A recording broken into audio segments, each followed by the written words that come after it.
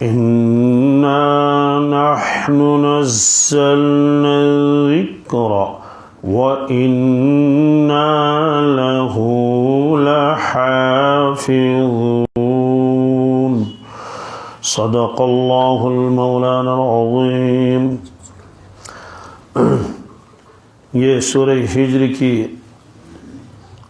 آیت نمبر 9 ہے۔ اس سے پہلے اس کا بیان آ چکا ہے 3 قسطوں میں، آج اس کا یہ 4تھا قسط ہے۔ چونکہ اہم آیت ہے اس لیے اس کی وضاحت ضروری ہے۔ اس کا لفظی ترجمہ یہ ہے، اللہ تعالیٰ فرماتے ہیں کہ بے شک ہم ہی نے قرآن پاک نازل کیا اور ہم اس کی ضرور حفاظت کریں گے۔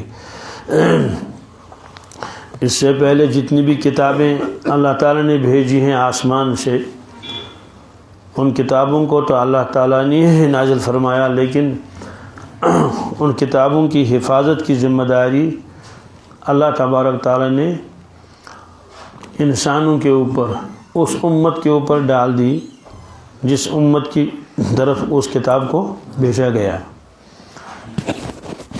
جیسے تورات ہے، انجیل ہے، زبور ہے، اس کی حفاظت کی ذمہ داری بنی اسرائیل کے اوپر ڈال دی گئی تھی، لیکن وہ اس کی حفاظت نہیں کر سکے۔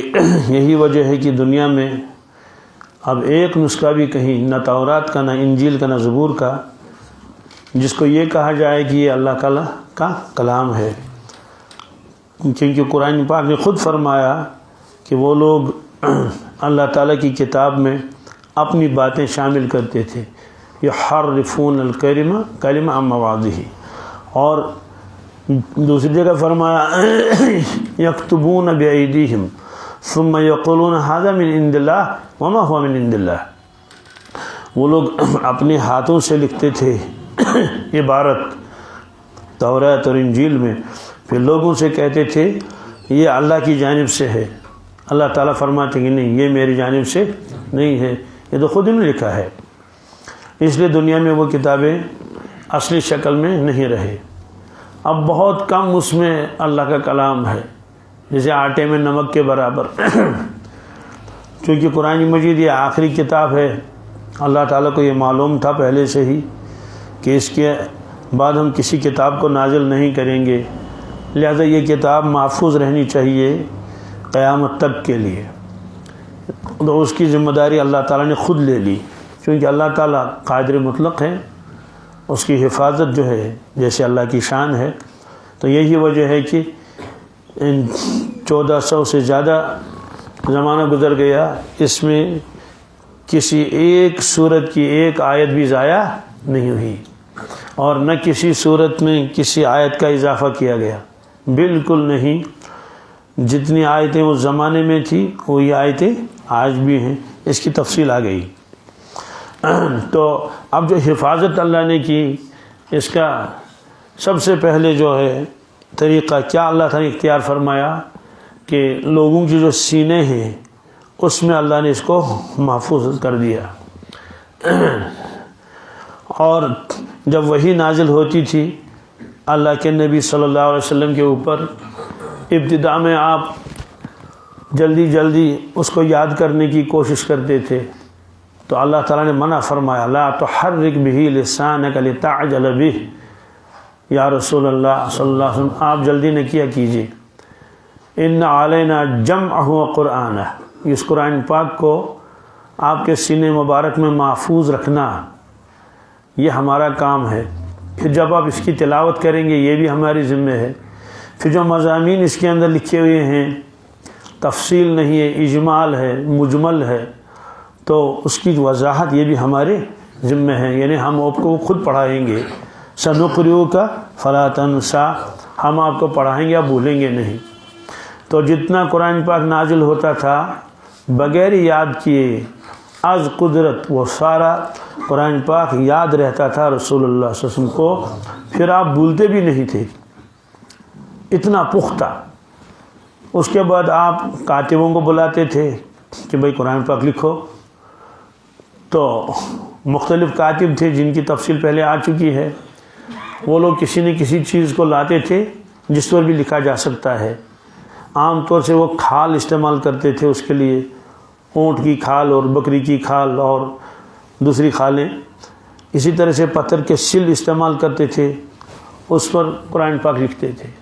اور جو صحابی لکھتا تھا وہ اس کو اپنے ساتھ لے جاتا تھا، وہاں نہیں رکھتا تھا، تو اس کی حفاظت کرتا تھا وہ. اور خود اپنے اعتبار سے بھی وہ جو یاد ہے اس کو لکھتے تھے. تو صحابہ کرام زیادہ سے زیادہ قرآن پاک یاد کرتے تھے، اسی میں لگے ہوئے تھے، کیونکہ شوق بھی تھا اور بہت زمانے کے بعد یہ چیز ان کو ملی تھی. پھر وہ صحبت میں تھے رسول اللہ صلی اللہ علیہ وسلم کے، اور آپ خود ترغیب دیتے تھے کہ آپ قرآن پاک کو یاد کریں. تو صحابہ کرام جو یاد کرتے تھے اپنے بچوں کو یاد کراتے تھے، چنانچہ سینکڑوں حافظ تیار ہو گئے. اس کے بعد یہ دور گزر گیا. حضرت ابوبکر صدیق رضی اللہ تعالیٰ عنہ خلیفہ بنے، تو ان کے زمانے میں ایک جنگ پیش آئی، جنگ یمامہ. اس میں ایک ساتھ 700 حفاظ کرام شہید ہو گئے. 700 کہنا تو یہ آسان ہے. تو حضرت عمر فاروق رضی اللہ تعالیٰ عنہ کو فکر ہو گئی کہ 700 ایک ساتھ شہید ہو گئے، اور بھی ہو سکتے ہیں، تو قرآن پاک تو ضائع ہو جائے گا، خطرہ ہے. لہذا وہ حضرت ابوبکر صدیق رضی اللہ عنہ خدمت میں آئے اور عرض کیا، اے خلیفہ رسول اللہ صلی اللہ علیہ وسلم، آپ قرآن پاک ایک جگہ جمع کریں. لکھا ہوا ہے لیکن لوگوں کے پاس ہے، ایک جگہ جمع نہیں ہے. کسی کے پاس 10 صورتیں ہیں، کسی کے پاس 5 ہیں، کسی کے پاس 20 ہیں. تو حضرت نے فرمایا کہ نہیں، ایسا کام نہیں کریں گے. جو کام اللہ کے نبی صلی اللہ علیہ وسلم نہیں کیا ہم کیوں کریں. تو حضرت عمر فاروق اصرار کرتے رہے کہ یہ ٹھیک ہے، یہ اچھا کام ہے، اس میں قرآن پاک محفوظ رہے گا ایک جگہ. تو حضرت ابوبکر صدیق رضی اللہ تعالیٰ فرماتے ہیں، چند دنوں کے بعد اللہ تعالیٰ نے میرا سینہ کھول دیا، میرے ذہن میں بھی یہ بات آ گئی، یہ اچھا کام ہے، کرنا پڑے گا. اچھا ہی کیا بلکہ ضروری ہے. تو اس کے لیے ہم نے حضرت زید بن ثابت کو بلایا رضی اللہ تعالیٰ عنہ، جو اکثر و بیشتر وہی لکھتے تھے. تو ان کو بلا کر ان کو سمجھایا گیا. پہلے تو وہ بھی تیار نہیں ہوئے کہ جو کام اللہ کے نبی صلی اللہ علیہ وسلم نہیں کیا آپ لوگ کیوں کرتے ہیں. اگر یہ ضروری ہوتا تو حضرت خود اس کو اپنی زندگانی میں جمع فرماتے ایک جگہ. تو دونوں حضرات شیخین ان کو کہتے ہیں، ابوبکر صدیق اور حضرت عمر فاروق، شیخین میں 2 بڑے. انہوں نے کہا نہیں، یہ کام ضروری ہے اور مستحسن ہے، اس لیے آپ اس کے لیے تیار ہو جائیں. کہتے ہیں پہلے میں تیار ہوا نہیں، لیکن چند دن ہو گئے، میرے دل میں بھی اللہ نے بات ڈال دی، یہ تو بہت اہم ہے، لہٰذا میں اس کے لیے تیار ہو گیا. پھر اعلان ہوا باقاعدہ مسجد نبوی میں لوگوں کے سامنے کہ لوگوں جس کے پاس جتنا قرآن پاک لکھا ہوا ہے وہ سب جمع کر لو حضرت زید بن ثابت کے پاس. تو سب لوگ آ گئے. اب حضرت زید کو لکھنا ہے، نقل کرنا ہے انہی چیزوں سے جن چیزوں پر وہ لکھا ہوا ہے، ترتیب کے ساتھ لکھنا ہے. تو اس کام کے لیے حضرت ابوبکر صدیق رضی اللہ تعالیٰ عنہ نے حضرت عمر فاروق کو بھی متعین کیا کہ آپ ان کی نگرانی بھی کریں گے اور ان کا ساتھ دیں گے. اب جو شخص لکھ کر لاتا تھا تو اس سے کہتے تھے کہ یہ آپ نے خود لکھا ہے گھر پر بیٹھ کے یا یہ لکھوایا ہے اللہ کے نبی صلی اللہ علیہ وسلم نے. انہوں نے کہا یہ لکھوایا ہے اللہ کے نبی صلی اللہ علیہ وسلم نے. کہتے ہیں گواہ کوئی ہے تو 2 گواہ پیش کرنے پڑتے تھے. حالانکہ حضرت زید خود حافظ ہیں، حضرت عمر فاروق حافظ کلام اللہ ہیں، اور جو لکھا ہوا ہے تو جو لکھا ہے وہ زبانی یاد ہے. پھر بھی کہتے تھے نہیں، ہم یہ چاہتے ہیں جو حضرت نے خود لکھوایا اپنی نگرانی میں حضرت رسول اللہ صلی اللہ علیہ وسلم، وہ چیزیں ہم کو چاہیں. باقی کسی نے اپنی یادداشت سے سورہ یاسین لکھ دیا، سورہ رحمان، وہ ہمیں مطلوب نہیں ہے.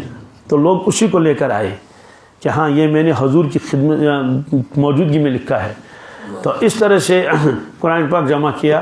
تو گویا کہ جمع قرآن جو ہوا ہے اس کا پہلا دور تو خود اولاً تو سب کو یاد تھا اور لکھا ہوا بھی تھا. تو دوسرا مرحلہ جو تھا حضرت ابوبکر صدیق رضی اللہ عنہ کا تھا. البتہ اس میں ایسا کیا گیا کہ چونکہ قرآن پاک 7 حرفوں میں نازل ہوا ہے تو ان 7 حروف کی 7 لغتوں کی رعایت رکھی گئی. اس لفظ کو ایسے بھی پڑھ سکتے ہیں اور ایسے بھی پڑھ سکتے ہیں. اور اس کی بحث یہ آئی کہ 7 لغتوں سے مراد 7 زبانیں نہیں، ایک زبان فارسی ہے، ایک عربی ہے، ایک انگریزی ہے، ایک ترکی ہے، نہیں، اس لیے کہ بہت سارے لوگوں کو دھوکہ لگے، انہوں نے کہا 7 زبانوں میں کیسے نازل ہوا؟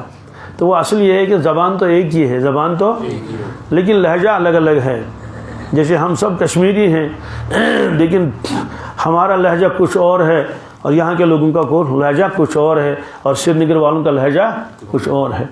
اس لہجے میں کیا ہوتا ہے، الفاظ جو کہ تم برابر ہیں، کمی زیادتی بالکل کچھ بھی نہیں، لیکن اس کے پڑھنے کا انداز تھوڑا بدلا ہوا ہے. میں نے مثال دی تھی، چابی ہے تو چابیاں تو ہم کہتے ہیں کنز، کیا؟ اور وہ کلگام والے کہتے ہیں کنز، کیا؟ تو کنز کو گئی کنز کے اچھے، تو ہم کہتے ہیں ڈون، واو ہمارے ڈون، کیا؟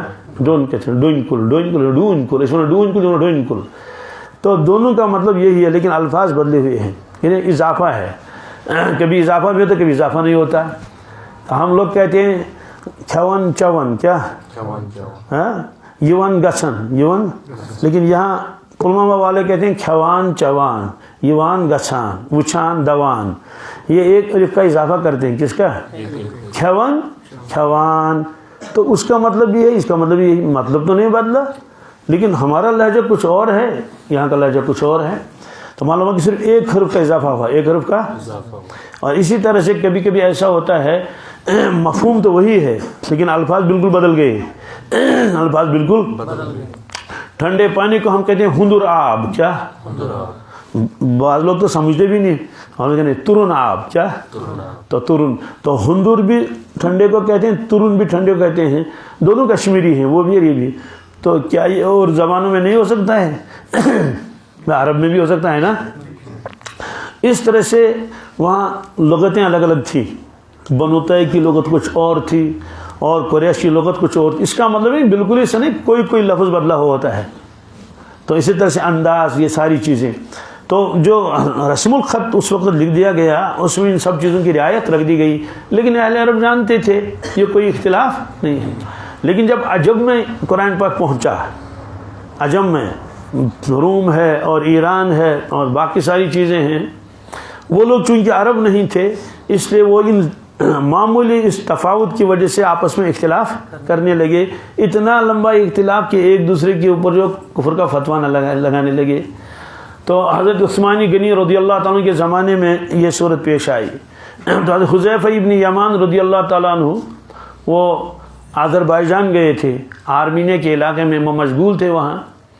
وہاں دیکھا کہ لوگ ایک دوسرے کو کفر کا فتویٰ لگاتے ہیں. چونکہ حضرت اہل عرب تھے، وہ سمجھتے تھے یہ بھی صحیح پڑھ رہا ہے، یہ بھی صحیح پڑھ رہا ہے. تو وہ واپس آئے، انہوں نے کہا کہ یہ کوئی معمولی بات نہیں ہے، یہ تو ایک دوسرے کو کفر کا فتویٰ لگاتے ہیں. وہ واپس مدینہ طیبہ آیا اور حضرت عثمانی غنی سے کہا ادرک الامت قبل ان یختلفوا اختلاف الیہود والنصارى، آپ امت کو بچائیے اس سے پہلے کہ وہ یہود نصارہ کی طرح اختلاف میں مبتلا ہو جائیں. حضرت نے فرمایا کیا بات؟ کہا کہ وہ تو اختلاف کرتے ہیں لغتوں کے اوپر اور ایک دوسرے کو کفر کا فتویٰ لگاتے ہیں، چونکہ نہ ان کو وہ جس شخص نے جس سے کیا پڑھا ہے وہ اسی کو صحیح سمجھ رہا ہے. حضرت نے فرمایا مجھے اس کا اندیشہ پہلے ہی تھا. اسے کہا ٹھیک ہے ایسا کر لو، تو جہاں جہاں قرآن پاک ہے ان کو واپس لاؤ، ان کو، چونکہ اس زمانے میں اتنے تو تھے نہیں کتب خانے اور چھاپ خانے، نہیں، ہاتھوں سے لکھتے تھے قرآن پاک اور بہت کم ہوتے تھے. پہلے زمانے میں ایسا ہوتا تھا، یہاں کشمیر میں جب کسی لڑکی کی شادی ہوتی تھی وہ قرآن پاک ساتھ لے جاتی تھی. وہ قرآن پاک کیوں؟ اسے کہ جس گھر میں وہ جا رہی ہے وہاں ہر ایک کے پاس اپنا اپنا قرآن پاک ہے، یہ اپنا قرآن پاک ساتھ لے جاتی تھی کہ تاکہ صبح صبح سب تلاوت کرتے تھے. اب تو ساتھ لے جانے کی ضرورت نہیں، اب تو یہ فیشن بن گیا ہے. کیا؟ قرآن پاک ساتھ دے دو. ارے وہاں تو اتنے رکھے ہوئے ہیں، وہاں کوئی پڑھنے والا ہے ہی نہیں، آپ نے اور ایک کا اضافہ کر دیا. تو پہلے زمانے میں اس کی ضرورت ہوتی تھی. پھر دوسری بات یہ ہے کہ پہلے زمانے میں بچیاں وہ قرآن پاک پر یا تو یاد کرتی تھی قرآن پاک یا ناظرہ پڑھتی تھی تو اپنے قرآن پاک سے مانوس ہوتی تھی کہ عادت ہوئی تھی اسی کو، وہ کہتے تھے میں اس قرآن پاک کو ساتھ لے جاؤں گی. اور بعض بچیاں ایسی ہوتی تھی وہ لکھتی تھی قرآن پاک اس لیے وہ اس قرآن پاک کے نسخے کو اپنے ساتھ لے جاتے تھے. تو بہرحال اس وقت اس کی ضرورت بھی ہوتی تھی، لیکن اب تو سارے قرآن پاک جو ہے وہ چھپے ہوئے ہیں، اس لیے یہ قرآن پاک ساتھ دینا اس کے تو یہ کوئی ضروری نہیں. اور عجیب بات ہے، ان لڑکیوں کو بھی دیتے ہیں قرآن پاک ساتھ جو بیچاری قرآن پاک پڑھی ہوئی ہے ہی نہیں. اور اگر پڑھی ہوئی ہے تو وہاں تلاوت کا اہتمام رکھا قرآن پاک، وہاں 10 رکھے ہوئے ہیں، 11 ہو گیا. تو بہرحال حضرت نے فرمایا کہ قرآن پاک کو سب جمع کر لو. تو مختلف شہروں سے قرآن پاک جمع کر لیے گئے. تو حضرت نے فرمایا کہ آپ اس کو ایک لغت قریش میں لکھیں گے. تو بہرحال تو لغت قریش میں لکھ لیا اس کو. تو باقی جتنے نسخے تھے تو ان کو حضرت نے جمع کر لیا کہ کسی جگہ رکھیں گے تو کوئی نہ کوئی لے لے گا کبھی نہ کبھی. 10 سال کے بعد 20 سال کے بعد کسی نیا فتنہ کھڑا ہو جائے گا. تو اس لیے ایسا کریں گے کہ ان قرآن پاکوں کو دنیا میں نہیں رکھیں گے. ایک نیا قرآن پاک، نیا کا مطلب یہ ہے کہ صرف جو رسم عثمانی عثمانی اس کو ترتیب دیا گیا اور امت کو لازم کر دیا کہ اس رسم کے علاوہ آپ نہیں لکھ سکتے. اس رسم الخط کے علاوہ اس کی ابھی تفصیل آئے گی، نہیں لکھ سکتے. لوگوں کو مجبور کیا گیا. یہ ایسے ہی بس ایک ہی پورے رہے گا پورے عالم میں. تو باقی کو نظر آتش کر لیا، ان کو جلا دیا، کیونکہ اگر زمین میں رکھ لیتے تو ہو سکتا ہے کوئی نکالے اور پھر فتنہ کھڑا کرے. تو فتنے کو ختم کرنے کے لیے آپ نے ان کو نظر آتش کر لیا اور ایک نیا نسخہ لکھوایا. پھر اس کے کئی نسخے کیے اور انہی کو جگہ جگہ بھیجا. بغداد بھیجا، عراق میں اس میں بھیجا، بصرہ میں بھیجا، کوفہ میں بھیجا، اور دوسری فلسطین میں بھیجا، اور دوسری جگہوں کو بھیجا، مکہ میں بھیجا، مدینے میں، سب جگہ. تو یہ کئی کہا لوگوں سے کہو کہ اس کی نقل کر لیں. کیا کر لیں؟ تو جس کو ضرورت ہوتی تھی وہ آگے اس کی نقل کر لیتا تھا. تو اس اعتبار سے حضرت عثمانی غنی کو کہتے ہیں جامع القرآن. کیا؟ یہ قرآن پاک کو جمع کرنے والے ہیں. اصل تو یہ ہے قرآن پاک کو نے امت کو جمع کیا علی لغت واحدہ، اور یہ سب مشورے سے ہوا. کیا جی؟ حضرت علی فرماتے تھے لا تقولوا فی عثمان الا خیرا فواللہ ما فعل الذی فعل فی المصاحف الا ان ملعمنا. حضرت فرماتے ہیں کہ حضرت عثمانی غنی کے بارے میں کچھ نہ کہو، اللہ کی قسم جو کچھ ہم نے کیا وہ سب مشورے سے کیا. کیا یعنی ہمارے مشورے سے بھی، کیونکہ بعض لوگوں نے اعتراض کیا تھا کہ آپ نے جس کو نظراتش کیوں کیا باقی کو، کہا وہ ہمارے سب مشوروں سے ہوا. بہرحال یہ بن گیا رسم عثمانی. کیا آج بھی جو قرآن پاک ہیں تو ان کو رسم عثمانی پر لکھنا ضروری ہے. یہ میرے پاس قرآن پاک ہے، یہ یہاں کا چھپا ہوا نہیں ہے، یہ اس کا ہے سعودیہ کا چھپا ہوا ہے. وہاں مدینہ منورہ میں وہ پریس ہے. تو اس کے آخر میں یہ حضرات لکھ لیتے ہیں کہ ہم نے اس کا جو یہ وہ ہے رسم الخط، یہ رسم عثمانی ہے. یہ رسم جی یہ لکھتے ہیں کتب ھذا المصحف مصحف الکریم وضبط علی ما یوافق روایت حفص بن سلیمان ابن مغیرہ الاسدی الکوفی لقراءۃ عاصم ابن ابی النجود الکوفی التابعی عن ابی عبد الرحمن عبداللہ ابن حبیب السلمی عن عثمان بن عفان وعلی بن ابی طالب وزید بن ثابت وابی بن کعب عن النبی صلی اللہ تعالی وسلم. اور پھر فرماتے ہیں کہ وأخذ حجاؤه مما رواه علماء الرسم عن المصاحف التي بعث بها خلیفۃ الراشد عثمان بن عفان رضی اللہ تعالیٰ عنہ الى مکہ و بصرہ و کوفہ و شام. یہ فرماتے ہیں کہ اس کو ہم نے اسی رسم الخط کے مطابق لکھا ہے جو رسم الخط حضرت عثمانی غنی کے زمانے میں تھا، اور پھر حضرت نے جو ایک ہی رسم الخط متعین کیا اور اسی کو بھیجا گیا مکہ، بصرہ، کوفہ، شام. تو یہ فرمایا والمصحف الذی جعلہ لأہل المدینہ. بہرحال یہ ہے. تو یہ رسم الخط بھی پھر طے ہو گیا کہ اب اس کے خلاف ہم آپ کوئی لکھ نہیں سکے گا، کیونکہ یہ طے ہو چکا ہے کہ یہی رسم الخط رہے گا. تو ہوا یہ. اس کے بعد ایک اور مرحلہ آیا، وہ یہ ہے کہ قرآن کریم تو لکھتے تھے لیکن زبریں اور زیریں اور پیش اور نقطے اس میں نہیں تھے. اس کی وجہ یہ ہے کہ اہل عرب جب لکھتے تھے وہ نقطوں کے بغیر لکھتے تھے. نقطوں کے انہیں نقطے لگانے کی ضرورت نہیں تھی، زبرجد لگانے کی بھی ضرورت نہیں تھی. اس کی وجہ یہ ہے کہ وہ کسی لفظ کو جب دیکھتے تھے تو سیاق و سباق، سیاق و سباق کے معنی آتے ہیں کہ وہ جملہ دیکھتے کہ یہ جملہ یہاں سے یہاں تک ہے تو اس کا مطلب کیا نکلے گا. کیا جی فرض کر لیجئے ایک اردو میں ایک لفظ میں آتا ہے کیا، یہ اکیلا ہے. اب اس کی کیا مراد لے لیں گے ہم، یہ جملہ بتائے گا. اگر کوئی کہ کمرے میں کون ہے کیا، تو یہاں میں سے مراد اندر ہے کیا. اگر کہے گا کہ کل وہ صاحب آئے تھے میرے پاس مشورہ کرنے کے لیے، میں نے اس کو یہ جواب دیا، تو یہاں بھی میں آیا، تو یہاں واحد متکلم مراد ہوگا. تو اس طرح سے، اور وہ جو پڑھتے تھے تو وہ خود طے کر لیتے تھے یہاں اس کو کس انداز سے پڑھنا ہے. پھر دوسری بات یہ ہے کہ حضرت رسول اللہ صلی اللہ علیہ وسلم جب قرآن پاک نمازوں میں پڑھتے تھے یا سناتے تھے تو ظاہر سی بات ہے وہ حضرات ان کو یاد ہوتا تھا، پھر جب وہ پڑھیں گے تو اسی انداز سے پڑھیں گے. اس کی مثال ایسی ہے، آپ زبر زیر کے بغیر کسی عالم کے سامنے قرآن پاک رکھ دیں، چونکہ وہ گرامر کے اعتبار سے وہ پڑھے گا، یہاں پیش ہونا چاہیے، یہاں زبر ہونی چاہیے. تو اس طرح سے کوئی ان کو اس کی ضرورت نہیں تھی، بلکہ بعض لوگ تو نقطے لگانے کو عیب سمجھتے تھے. ارے کیا کر رہے ہیں نقطے لگا زبر زیر، ہم تو اس کے بغیر بھی پڑھ سکتے ہیں. اس کی مثال آپ یہ سمجھیں گے کہ عربی کی کتابیں بغیر زبر زیر کے لکھی جاتی ہیں کتنی. آپ دیکھیے شرح اٹھا لیجئے، بخاری کی شرح، مسلم کی شرح، اس میں زبر زبریں نہیں ہوگی، لیکن ایک عالم پڑھ لیتا ہے کہ پیش کہاں لگانا ہے اور زبر کہاں، زیر کہاں لگائیں گی. اور چونکہ گرامر کے اعتبار سے تو اہل عرب کو اس کی ضرورت نہیں تھی. لیکن جب اجمیوں نے قرآن پاک پڑھنا شروع کر دیا کیا، اور چونکہ زبر زیر نہیں، اب کیا کریں گے، تو ایک شخص نے تلاوت شروع کر دی، انہیں کہا الف لام میم ذالک الکتاب لا زیت فیہ، کیا لا زیت، زیت کہتے ہیں زیتون کے تیل کو. آپ ترجمہ کریں گے یہ کتاب ہے لا زیت فیہ، اس میں زیتون کا تیل نہیں، اس میں زیتون کا. تو اہل عرب نے کہا آپ نے تو ناس مار دیا، یہ زیت، یہ ریبہ ہے، کیا ہے. تو چونکہ زبر زیر تو ہے ہی نہیں، اب کیا پڑے گا. تو اس طرح سے انہوں نے کہا کہ بھائی اجمیوں کو تو پریشانی ہوتی ہے، اس میں تو کچھ نقطے لگانے پڑیں گے تاکہ پتہ چلے گی یہ زیتہ ہے یا ریبہ ہے. تو انہوں نے کہا ٹھیک ہے، با کے لیے نیچے ایک نقطہ لگا دیں تو طے ہو جائے گا یہ با ہے، اور اگر یہ تا ہے تو اوپر دو نقطے لگا لیں تاکہ اس کو تا پڑھیں.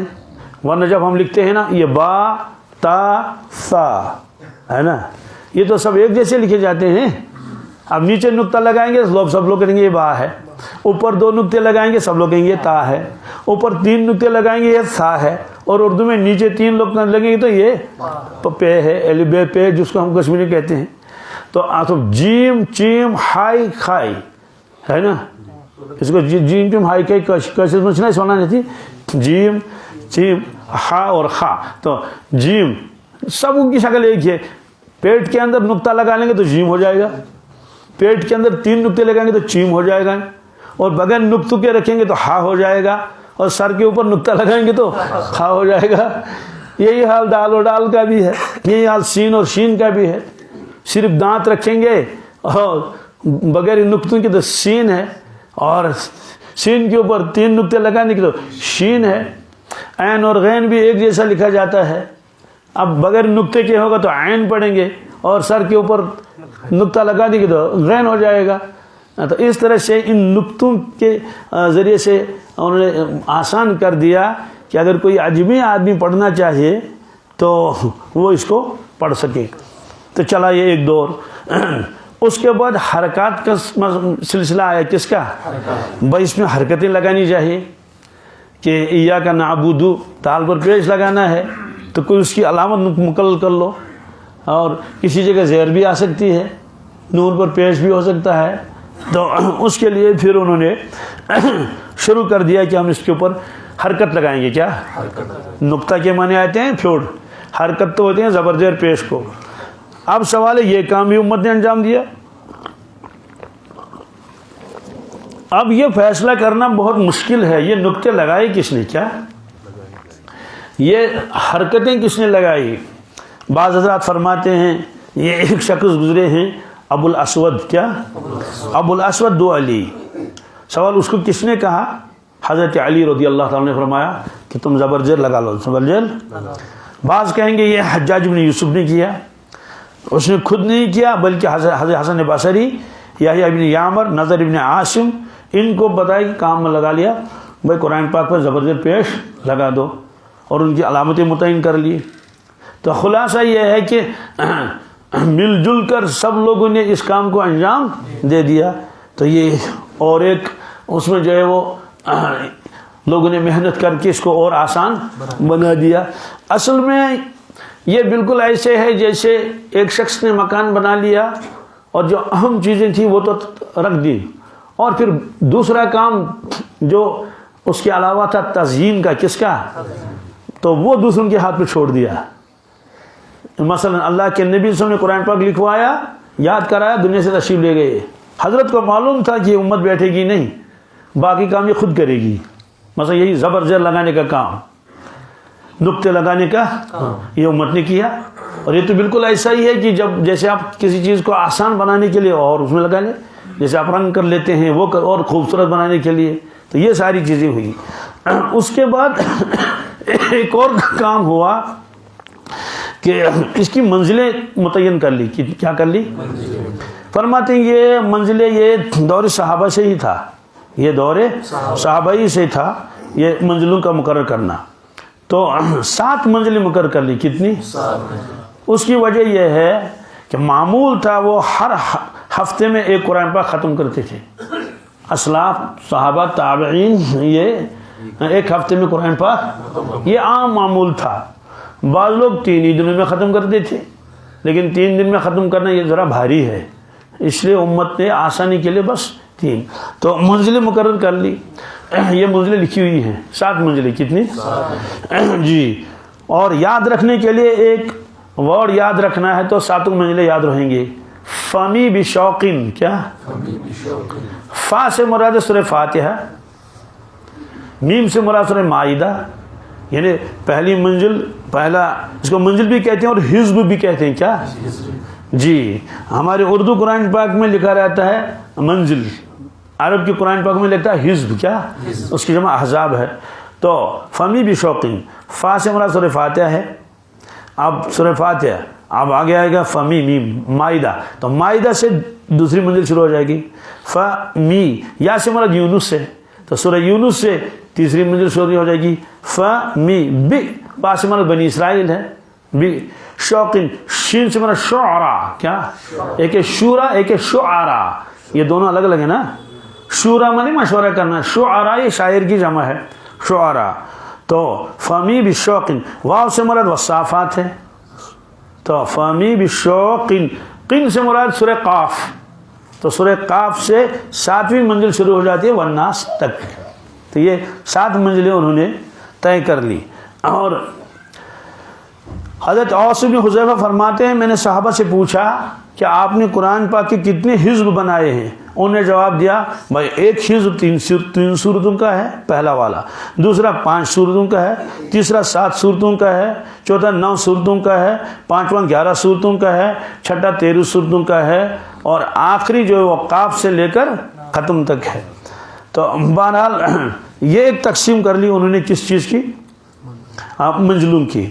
اور اس کے بعد ایک کام اور ہوا، وہ یہ ہے کہ 5 آیتوں کے بعد انہوں نے خمس لکھ دیا. کیا؟ یا خمس کہیے. خمس مانے 5واں، خمس مانے 5، تو خمس. لیکن آپ لکھیں گے خمس 3 حرف لکھنے ہیں تو اس نے صرف خا لکھ دیا. کیا لکھ دیا؟ خا. تو 10 آیتوں کے بعد لکھتے تھے وہ 10. کیا؟ 10. یا صرف لکھتے تھے کیا؟ عین. تو پہلے جو اشارے ان کو اخماس کہتے تھے، دوسرے کو آشار کہتے تھے. تو یہ بھی انہوں نے شروع کر دیا.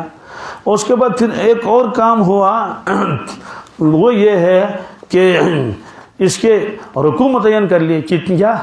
رکوع متعین کر لیے. یہ رکوع کیا چیز ہے؟ یہ رکوع ایک خاص مضمون ہے. کیا ہے؟ مضمون ہے. تو وہ دیکھتے تھے کہ قرآن پاک آپ سورہ یاسین اٹھا لیجئے، دیکھتے کہ پہلا رکوع ختم ہو جائے گا تو اس کے بعد ایک دوسرا مضمون شروع ہو رہا ہے، ایسا لگ رہا ہے. تو بس یہاں پر پہنچے تو عین لکھ دیا. کیا؟ عین. رکوع را کاف واو عین. تو اس میں سے عین کو اٹھا لیا، صرف عین لکھ دیا کنارے میں. آیت کے اوپر بھی چھوٹا سا عین اور کنارے میں اسے گیلری کہیے کیا کہیے، اس کو ایک بڑا عین لکھ دیا. تو اس عین کے اوپر بھی کچھ لکھا رہتا ہے، پیٹ میں بھی اور نیچے بھی. اوپر تم کیا لکھا رہتا ہے اس صورت پہ کتنے رکوع ختم ہو گئے، عین کے پیٹ میں لکھا رہتا ہے اس رکوع میں کتنی آیتیں ہیں، اور نیچے لکھا ہے اس سپارے میں سپارے کا کون سا یہ رکوع ختم ہو گیا۔ بہرحال یہ بھی انہوں نے لکھ دیا۔ تو کل جو رکوع انہوں نے متعین کیے 540، کیا جی، یہ فتاوی عالمگیری میں لکھا ہے، ان المشائخ رحمهم اللہ جعلوا القرآن على 540 ركوعا وعلموا ذلك في المصاحف حتى يحصل الختم في ليلة 27۔ تو مشائخ نے قرآن پاک کو 540 رکوع میں تقسیم کیا۔ اللہ کے نبی صلی اللہ علیہ وسلم نے یہ رکوع متعین نہیں کیے، نہ صحابہ نے متعین کیے۔ اس سے معلوم ہوا کہ اللہ کے نبی صلی اللہ علیہ وسلم اور صحابہ نے جو چیزیں کی، اس کے علاوہ بھی امت نے اگر آسانی کے لیے کوئی کام کر لیا، امت نے اس کو لے لیا، اس کا انکار نہیں کر سکتے ہیں۔ کیا کیوں؟ یہ پہلے ہی بتایا تھا رسول اللہ صلی اللہ علیہ وسلم، ما رأى المؤمنون حسنا فهو عند الله حسن۔ تمام مسلمان مل جل کر جس چیز کو بہتر سمجھیں گے اللہ کے نزدیک وہ چیز بہتر ہی ہے۔ تو یہ تو فرمایا کہ اس کی علامتیں بتا دی گئی۔ تو تراویح میں قرآن پاک کا ختم اگر ہر شخص جو ہے وہ ایک ایک رکوع پڑھے گا روزانہ تو 20 رکعتیں ہیں۔ تو امام بخاری علیہ الرحمہ بھی اسی طرح سے قرآن پاک ختم کرے 27 شب میں، کس میں؟ تو ہر رکعت میں ایک رکوع، تو ایک تراویح میں کتنے رکوع ہو جائیں گے؟ 20 رکوع ہو جائیں گے 20 رکعت میں۔ تو 27ویں جب شب ہوتی تھی تو یہ 500 رکوع 540 رکوع پورے ہو جاتے تھے، اور 27 شب میں وہ لوگ اس کو شب قدر میں قرآن پاک کو کیا کرتے تھے؟ ختم کرتے تھے۔ تو یہ امت نے کیا۔ اس کے علاوہ اور کیا کیا امت نے کہ کلام کو دیکھا کہ یہاں بات پوری ہو جاتی ہے کیا، تو ایک علامت لگا دی، مثلا تو لکھ دیا، کیا یہ وقف مطلق کا مخفف ہے، تو اس کا مطلب ہے یہاں بات پوری ہوگی، اسے یہاں وقف کرنا بہتر ہے۔ کہیں جیم لکھ دیا، یہ وقف جائز کا مخفف ہے، اس کا مطلب یہاں وقف کرنا جائز ہے۔ اسی طرح کہیں زا لکھ دیا، یہ وقف مجوز کا مخفف ہے، اس کا مطلب یہاں وقف کرنا درست ہے، لیکن بہتر یہ ہے کہ وقف نہ کیا جائے۔ تو یہ قرآن پاک کے آخر میں بھی لکھا رہتا ہے، قرآن پاک اردو میں یہ آخر میں لکھا رہتا ہے کہ یہ وقف لازم ہے اور یہ سختہ ہے، یہ وغیرہ۔ تو اس کی تفصیل مجھے بتانی نہیں ہے، آپ خود بھی دیکھ سکتے ہیں، یہ وہاں ہے۔ اس کے علاوہ ایک اور کام امت نے کیا، اب کس نے کیا یہ پتہ نہیں چلتا ہے، کہ ظاہر سی بات ہے صدیاں گزر گئی ہیں اور بہت سارے لوگوں نے یہ مل جل کر کام کیا کہ قرآن پاک کو 30 اجزاء میں انہوں نے اس کو تقسیم کیا۔ کتنے میں؟ 30 اجزاء، 30 جز، 30 پارے، تو پاروں میں تقسیم کیا۔ کیوں؟ کہتے ہیں کہ ایک تو اس سے پڑھانے میں آسانی رہے گی، دوسری بات یہ ہے کہ پہلے زمانے میں ہفتے میں ختم کرتے تھے قرآن مجید، پھر جب وہ زمانہ گزر گیا تو لوگوں کے کام زیادہ بڑھ گئے اور وہ زیادہ دنیا کی طرف ہی مائل ہو گئے، اب اتنا وقت نہیں ملتا تھا کہ وہ جو ہے ایک ایک منزل روزانہ پڑھ لیں اور ہفتے میں ختم کر لیں۔ الحمدللہ، اس لیے انہوں نے کیا کیا، تلاوت کی مقدار کم ہو گئی، تو انہوں نے کہا کہ 1 مہینے میں ختم کریں گے۔ کتنے؟ 1 مہینے میں ختم کریں گے، تو روزانہ ایک ایک پارہ، ایک ایک پارہ مانے ٹکڑا، پارہ یہ فارسی لفظ ہے، سی پارہ، کیا 30 ٹکڑے۔ تو بچوں سے پوچھتے ہیں آپ کون سا سپارہ پڑھتے ہیں، کیا کون سا پارہ آپ پڑھتے ہیں؟ پارہ، تو 30 کر لیے، کتنے؟ اور یہ امت نے کیا، لیکن کوئی اس کا انکار نہیں کر سکے گا، کوئی یہ نہیں کہہ سکے جناب میں نہیں مانتا یہ پارے والے، پارہ وارہ کچھ بھی نہیں ہے۔ اسے کہیں ٹھیک ہے آپ ہی بتا دو پھر کیا ہے، میں پارہ نہیں مانتا، کہ 25 مانو گے کیا؟ کہ میں 25 پارے مانوں گا، پھر ہم تمہاری بات کیوں مانیں گے؟ 25 ہے۔ تو امت نے کہا 30 پارے ہو گئے اور 30 طے ہو گئے، تو روزانہ ایک ایک پارہ پڑھیں گے تو مہینے میں ایک ختم ہو جائے، تو اس سے کم کی گنجائش نہیں ہے، یہ حق ہے قرآن پاک کا۔ البتہ اگر کسی آدمی کو ایک پارہ بھی مشکل ہے تو 40 دن میں ایک ختم کرنے کی کوشش ضرور کرنی چاہیے، یہ تلاوت کا حق ہے، تلاوت کا۔ اب یہ 30 پارے ہیں، یہ 30 پارے کس طرح سے ختم ہو جاتے ہیں؟ صرف حصے کر لیے اس کے، کیا کبھی ایسا ہوتا ہے کہ بات پوری نہیں ہوتی ہے، پارہ پورا ہو گیا، آپ سورہ یاسین کو اٹھا لیں. کس کو؟ جی ہاں. تو سورہ یاسین جو ہے یہ پارے 22 کے آخر میں ہے. کس میں؟ اور پارے 22 کے آخر میں ہے، اور اس کے بعد پارہ 23 شروع ہو جاتا ہے. تو پارے 22 کے آخر میں سورہ یاسین ہے. پارے 22 جو ہے یہ وَمَنْ يَقْنُتْ ہے کیا؟ آپ دیکھیے نہیں وَمَنْ يَقْنُتْ سے شروع ہو جائے گا، تو شروع تو ہو جائے گا نا 22ویں پارے سے. تو وما لیہ کیوں کہو گے؟ تو سورہ یاسین جو شروع ہو جاتا ہے کس سے؟ وما لیہ سے نہیں، وَمَنْ يَقْنُتْ سے. کس سے؟ سورہ یاسین شروع ہو جائے گا نا. اس کے بعد اب سورہ یاسین پڑھ لیں گے، اور کتنی پارے پڑھ لیں گے، کتنی آیتیں پڑھیں گے، آگے آئے گا وَمَا لِيَ لَا أَعْبُدُ الَّذِي. تو پارہ شروع ہو گیا کیا؟ وَمَا لِيَ کا. لیکن بات پوری نہیں ہوئی. بات اس میں تو پارہ لکھا ہوا نہیں ہے، یہ ہے دیکھیے. وَجَاءَ مِنْ أَقْصَى الْمَدِينَةِ رَجُلٌ يَسْعَىٰ. کیا؟ وَجَاءَ مِنْ أَقْصَى الْمَدِينَةِ. آیا شہر کے کنارے سے ایک شخص دوڑتا ہوا. قال یا قوم اتبعوا المرسلین. اس نے کہا لوگوں تم نبیوں کی بات کو مان لو. اتبعوا من لا یسألکم اجرا وهم مہتدون. ان کی اتباع کرو جو تم سے اجر نہیں مانگتے اور یہ ہدایت پر ہیں. ابھی اس کی تقریر چل رہی ہے نا. پارہ ختم ہو گیا. کیا؟ تو ابھی اس کی تقریر چل رہی ہے، پارہ ختم ہو گیا. معلوم ہے کہ ابھی بات پوری. پھر آگے ہے وَمَا لِيَ لَا أَعْبُدُ الَّذِي فَطَرَنِي وَإِلَيْهِ تُرْجَعُونَ. مجھے کیا ہوا ہے میں عبادت نہ کروں اللہ کی. خلاصہ یہ ہے کہ یہاں کلام ختم نہیں ہوا، کلام چل رہا تھا لیکن سپارہ ختم ہو گیا. کیوں؟ انہوں نے یہ نہیں دیکھا کہ کلام پورا ہوا یا نہیں، انہوں نے صرف دیکھا کہ جز ہو گیا ختم. کیا؟ جیسے آدمی کوئی چیز تولے گا نا، یہی وجہ ہے کہ جو حافظی قرآن ہے نا اس میں ہر سپارہ یہ 10 ورق کا ہے. کس کا؟ 20 صفحے. کس کے؟ جی 20 صفحے ہے اور 10 ورق ہیں ہر سپارہ، سوائے پارے کے کہ اس میں تو بسم اللہ بہت لکھنا پڑتا ہے نا، تو 1-2 صفحے اس میں علاوہ ہو جاتے ہیں. اور شروع کے پارے میں وہ خوبصورت سا ڈبہ بناتے ہیں، اس میں سورہ فاتحہ لکھتے ہیں، اور دوسرے سب پر ایک خوبصورت سا ڈبہ بنا کے جیسے اس قرآن پاک میں بھی ہے. تو الف لام میم جو ہے وہ سورہ بقرہ کے 5 آیتیں بہت خوبصورتی کے ساتھ لکھتے ہیں، اور کنارے کنارے میں وہ پھول بناتے ہیں. تو اس کی وجہ سے وہ 1 صفحہ 2 صفحے زیادہ ہو جاتے ہیں، ورنہ باقی جو ہے سب کیا ہے وہ.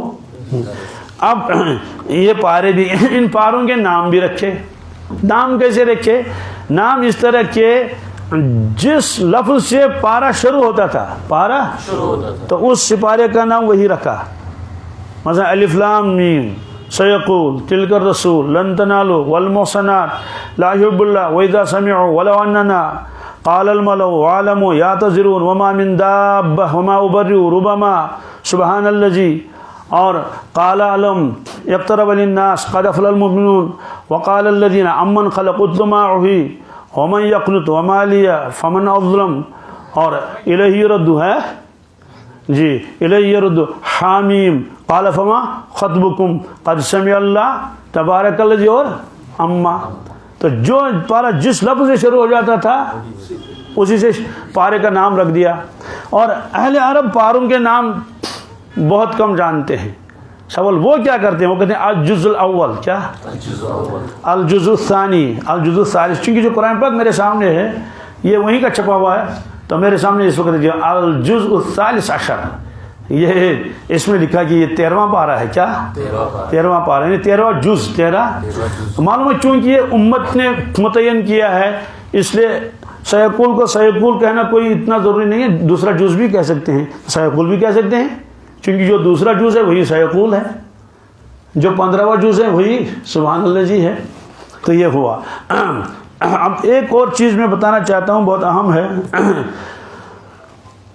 وہ یہ ہے کہ میں ایک دفعہ چل رہا تھا تو میں نے دیکھا کہ چھوٹے چھوٹے بچے جو ہے وہ اسکول سے نکل رہے ہیں، تو ان کے ہاتھوں میں وہ کارڈ بورڈ ہوتا ہے نا جو ایگزام دیتے ہیں تو وہ نیچے رکھتے ہیں.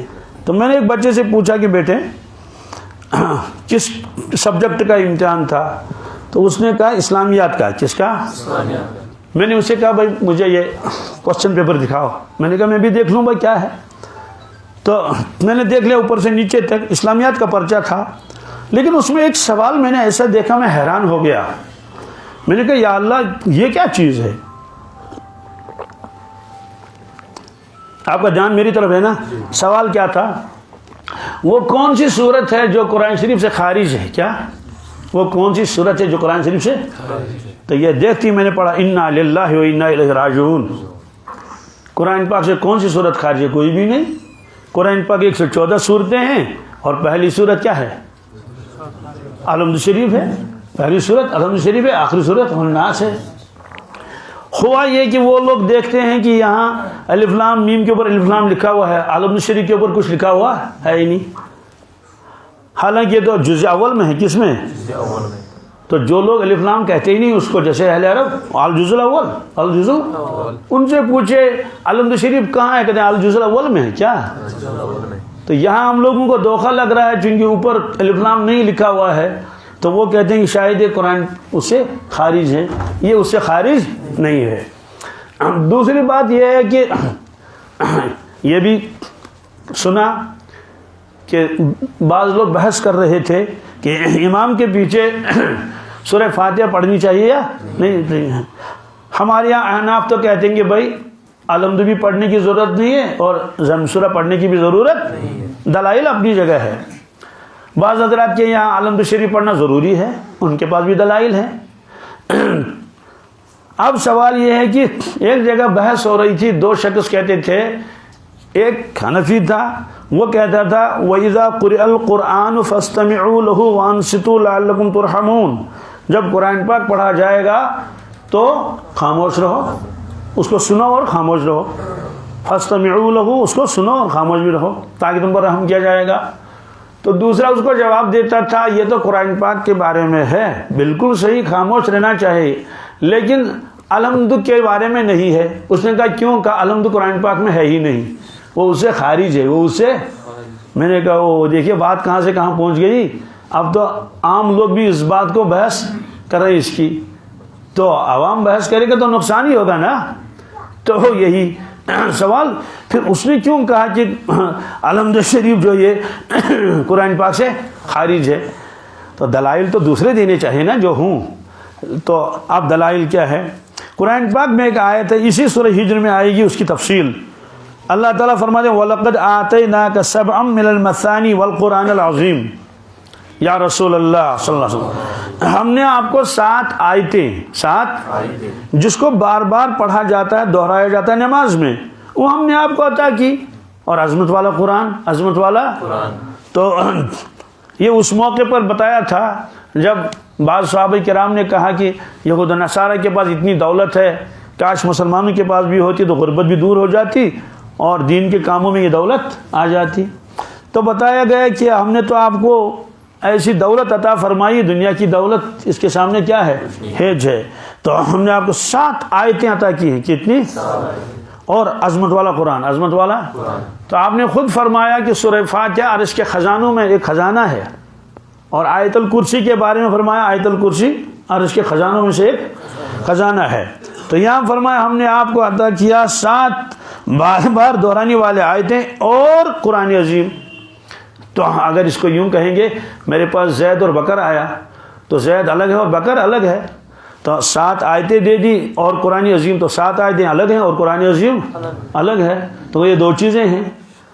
اس کا ایک جواب یہ ہے کہ انہی 7 آیتوں کو قرآن عظیم کہا گیا، انہی 7 آیتوں کو قرآن عظیم کہا. کیوں کہتے ہیں کہ یہ تو ام القرآن ہے، یہ تو ام کے معنی ماں، ام کے معنی وہ سارا قرآن تو اس کی تفسیر ہے. دوسری بات یہ ہے یہ تخصیص کے موقع پر کیا کسی چیز کو الگ بیان کیا جاتا ہے، ثبوت قرآن پاک میں بھی اور زبانی بھی. ایک آدمی نے سکول والوں کی دعوت کی، ہائی سکول والوں کی. اب سب لوگ آئے، کھا کر چلے گئے. وہ دوسرے دن کہہ رہا ہے کہ بھائی ہم نے اسکول والوں کی اور ہائی اسکول والوں کی دعوت کی تھی، سارا اسٹاف آ گیا تھا، سارا اسٹاف. اب پرنسپل صاحب بھی آ گئے تھے کیا؟ تو جب آپ نے خود ہی کہا سارا اسٹاف آ گیا، تو پرنسپل صاحب تو خود اسٹاف کا ایک ممبر ہے، تو اس کو خصوصیت کے ساتھ الگ بیان کیا کہ پرنسپل صاحب بھی آئے تھے. یہ ہے تعمیم کے بعد تخصیص. کیا یہ تعمیم کے بعد تخصیص قرآن پاک میں ہے اور بہت جگہ ہے. مثلا حضرت عمر فاروق رضی اللہ تعالیٰ عنہ ایک مرتبہ ایک یہودی سے ملاقات ہو گئی تو یہودی نے کہا کہ تمہارے نبی کے پاس وہی کون لاتا ہے؟ وہی تو حضرت نے فرمایا کہ جبریل علیہ السلام وحی لاتا ہے. اس نے کہا او جبریل سے تو ہماری دشمنی ہے.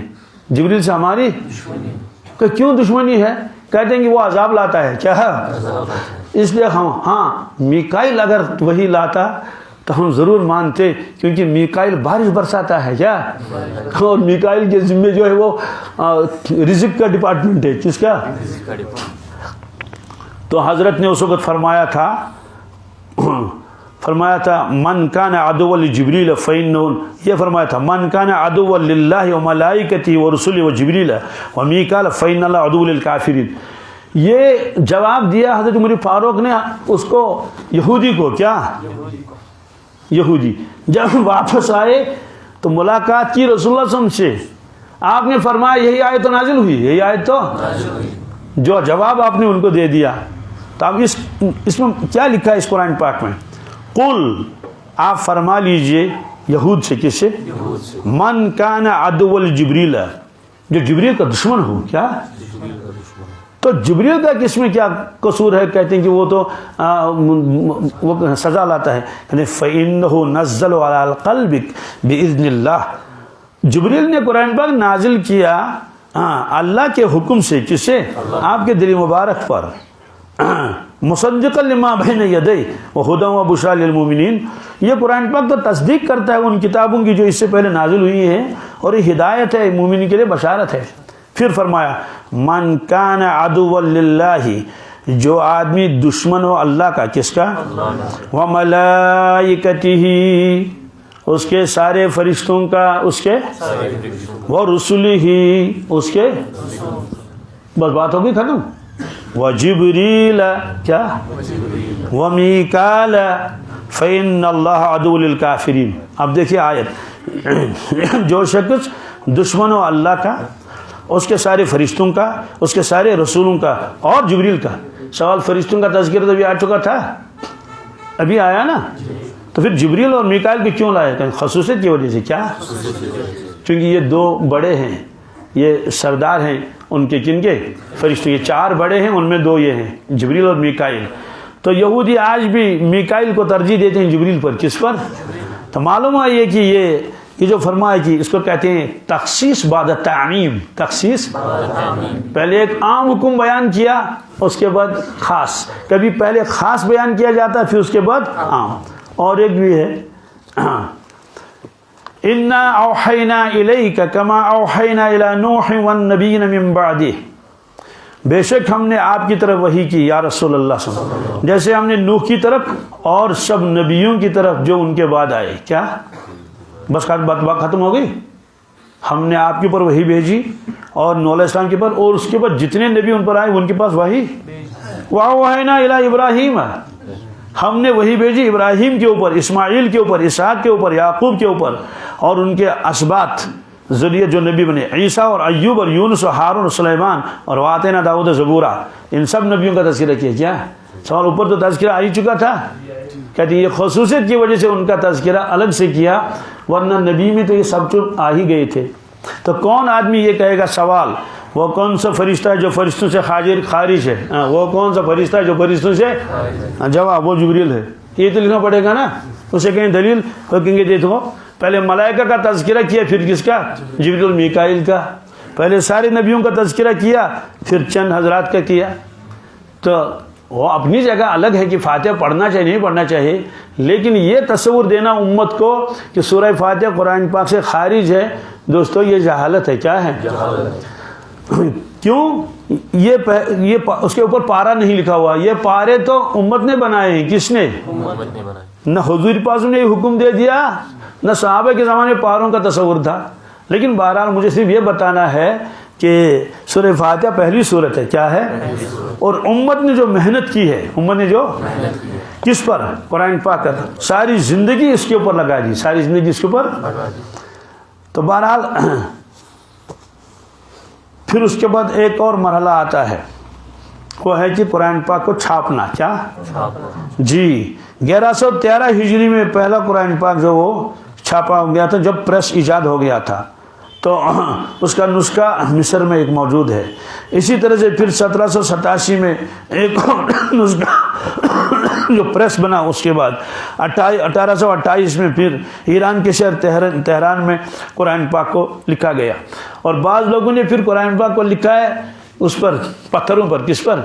پتھروں پر. وہاں مدینہ طیبہ میں مسجد نبوی کے بالکل سامنے وہ ایک میوزیم ہے. تو اس میں پرانی چیزیں لکھی ہوئی ہیں نا قرآن پاک. تو اس میں ایک قرآن پاک وہ تو میں نے بتایا تھا کہ ایک تو فارسی ترجمہ ہے. کیا اس کا وزن 100 کچھ کلو ہے. یہ کچھ مجھے پورا یاد نہیں رہا. دیکھا تو کئی مرتبہ 100 کچھ ایک ہی قرآن پاک ہے. کیا تو 100 اور کچھ کلو اس کو اٹھائے گا کون؟ ظاہر سی بات ہے 1 کوئنٹل سے زیادہ ہے نا. تو اس میں لکھا ہے جو ترجمہ لکھا ہے تو مولانا غلام محی الدین خان کیا رحمۃ اللہ. تو وہ مدینہ طیبہ میں نے بہت مرتبہ دیکھا. تو چونکہ دیکھتے تھے تو سامنے اتنا بڑا ٹیبل بنا ہوا ہے اس کے اوپر قرآن پاک یوں کھلا ہوا تھا یہاں سے لے کر وہاں تک. ظاہر سی بات ہے 1 کوئنٹل اور کچھ کلو یہاں سے لے کر وہاں تک. اور اوپر سے شیشے سے بند کیا گیا تاکہ کوئی ہاتھ نہ لگائے. پھر میں ایک اور مرتبہ وہاں نظر دیکھنے گیا کہ میں نے کہا کہ وہاں تو ہے ہی نہیں وہاں تو انہوں نے اس کو دوسرے کسی میوزیم میں لے گئے ہیں.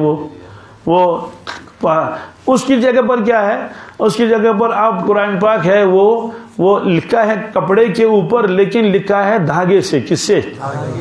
دھاگے سے لکھا ہوا ہے. اور وہ کوئی پاکستان کی عورت ہے اس کا نام بھی وہاں لکھا ہے. تو اس نے کئی برس اس کو لگ گئے. مطلب اس نے لکھنا الحمد تو اس نے ایسے لکھا سوئی سے جیسے کام کرتے ہیں نا وہ شال دو شالوں میں تو ایسے یہ کیا ایسے. تو بہت بہترین. تو پورے 30 پارے لکھے پورے 30 پارے لکھے اور وہاں اور رکھے ہوئے ہیں. تو اس کے بعد جو ہے یہ یعنی قرآن پاک کو بعض لوگوں نے پتھروں کے اوپر لکھ دیا بعض لوگوں نے کس سے لکھی. اور بعض قرآن پاک لکھے ہوئے ہیں وہ سونے کے تاروں سے لکھے گئے. کیا دنیا میں ایسے بھی قرآن پاک ہیں. سونے کا تار کا مطلب کیا ہے؟ نیچے کوئی چیز لگا دی کپڑا وغیرہ تو اوپر سے سونے کی تاریں لائی چھوٹی چھوٹی تو الحمد کو یوں لکھ دیا اور لام لکھ دیا اور یوں موڑا اور یوں کر لیا اور ایسے کیا ایسے کیا. بہرحال یہ عجائبات ہیں کہ امت نے اس کتاب کے اوپر کتنی محنت کی ہے. اور ایسی محنت آدم علیہ السلام سے لے کر آج تک کسی اور کتاب کے اوپر نہیں ہوئی. احادیث کا تذکرہ بھی ہے لیکن جتنی محنت کس کی ہوئی اس کی. تو اس کی وجہ یہ ہے کہ جو رسم الخط تھا نا اس رسم الخط کو باقی رکھا گیا. اس رسم الخط کو کہ رسم الخط کے علاوہ ہو جائے گا تو امت اس کو قبول نہیں کرے گی. میں اس کی مثال بتاتا ہوں. الحمد شریف میں رحمان لکھا ہے. کیا رحمان؟ را میم کے بعد الف ہونا چاہیے نا رحمان. آپ دیکھیں گے الحمد شریف میں رحمان میم کے بعد نون ہے. کیا تو پھر رحمان کیسے پڑھیں گے؟ میم کے اوپر کھڑا دبا لگائیں گے.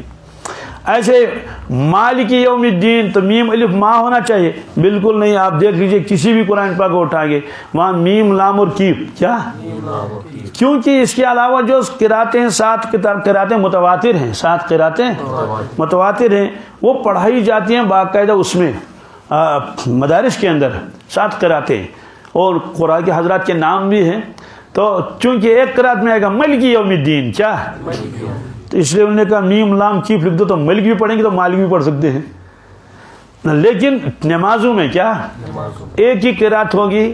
وہ یہی ہے قرات جو حضرت حفص ابن سلیمان ہیں اور یہ امام ابو حنیفہ رحمۃ اللہ کے شاگردوں میں سے ہیں. حفص ابن سلیمان تو انہی کی قرات الحمدللہ پورے عالم میں چلتی ہے. اور یہ حفص ابن سلیمان ابن مغیرہ الاسدی الکوفی. میرا ایک دوست تھا پڑھتا تھا میرے ساتھ دیوبند میں. تو وہ قرآن پاک کو وہ 7 قرات میں 17 تھا. وہ 10 قرات بھی تھی. اس نے ایک مرتبہ کہا کہ آج مجھے جمعہ پڑھانا ہے ایک جگہ. میں نے کہا ہاں. تو اس نے کہا کہ میں دوسرے قاری کی قرات کروں گا. میں نے کہا ایسا نہ کرنا. ایسا کیوں؟ عوام جانتا نہیں. کیا اس لیے فتنہ ہو جائے گا. اس نے مانا نہیں تو بعد میں وہی ہوا جو میں نے پہلے بتایا تھا. ایسے میں ہردوئی میں پڑھتا تھا تو باندہ کے قاری آئے تھے جو ہے وہ قاری مظہر صاحب، اللہ کیا قرآن شریف پڑھتے تھے۔ حضرت مولانا ابرار صاحب وہاں نہیں تھے تو وہاں کے اساتذہ نے کہا کہ آپ وہ ذرا دوسرے امام کی قرات پڑھ لیں، آج 7 امام ہیں اس میں، تو اس میں جو ہے وہ الف کو تھوڑا وہ امالہ کرتے ہیں، والضحى کیا، تو والضحى واللیل اذا سجى، بہرحال اس طرح سے اس نے عبس وتولى، تو نماز ختم ہوگی، میرے بغل میں ایک بیٹھا، اس کو چودھری صاحب کہتے تھے، چودھری صاحب نے مجھے کان میں چپکے سے بتایا، کشمیری صاحب، میں نے کہا نماز ہو گئی؟ میں نے کہا جی نماز ہو گئی۔ تو بہرحال تو امت نے جتنی محنت اس پر کی ہے، بات سمجھ آ گئی، اس کا کہیں جو نہیں مقابلہ نہیں۔ اب ہماری بات تھی کہ ہم اس کو تلاوت کر لیتے کیا اور کچھ یاد کر لیتے، یہ ہماری ذمہ داری تھی۔ تو دسترخوان بچھا ہوا ہے، دسترخوان یہ امت کی محنت ہے، اب کھانے والے نہیں کیا، اس لیے ہم نیت کریں گے انشاءاللہ المستعان کہ ہم قرآن پاک کے جو ہے وہ پڑھیں گے انشاءاللہ، تجوید کے ساتھ پڑھیں گے اور یاد بھی کریں گے۔ اللہ تعالی ہمیں بھی توفیق عطا فرمائے۔